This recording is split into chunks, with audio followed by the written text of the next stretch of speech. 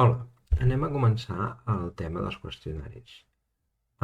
Abans de crear un qüestionari, parlarem del que són els bancs de preguntes. Els bancs de preguntes són un repositori que nosaltres podem tenir guardats tota una sèrie de preguntes ja preparades, classificades amb el que ells anomenen categories, que podria ser un tema, una unitat, un apartat. Això ens va molt bé perquè així ens podem reutilitzar les preguntes i els tenim classificades. Anem a veure primer com fem aquestes categories. Podem fer-ho des de dos llocs. Des de la pàgina principal del curs, si anem a més, tenim aquí el banc de preguntes i ens va directament al que és el banc de preguntes. O bé, també ho tenim quan hagin començat un qüestionari. Si, per exemple, nosaltres ja hem començat un qüestionari, ens surt el banc de preguntes.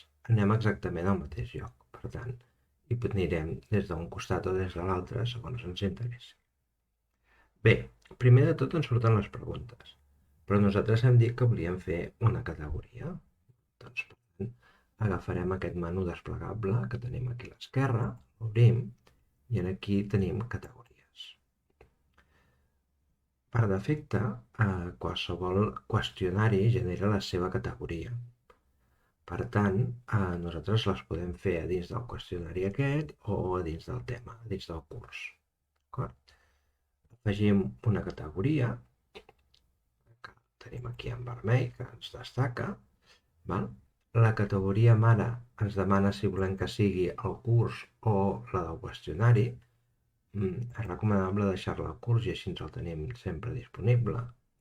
I hem de posar doncs, el nom en aquesta categoria, que seria el tema del qual doncs, hi agruparem una sèrie de preguntes. Per exemple, no sé, posem l'energia.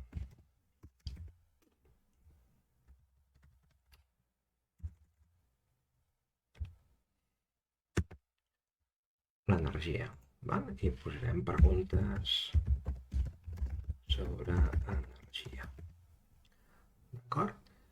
Li diem accepta aquesta categoria, podríem posar un identificador però no cal, i després aquí ja ens surt a dins del nostre curs. Ara, quan nosaltres vulguem afegir preguntes, els podrem afegir directament en aquesta categoria. D'acord? Entrem a dins de la categoria d'energia i aquí tornem a tenir l'opció de preguntes, vol dir que hem de fer preguntes, i aquí ens dona l'opció de crear una pregunta nova. D'acord? Que veurem a continuació els tipus de preguntes que podem crear a Moodle amb les seves característiques.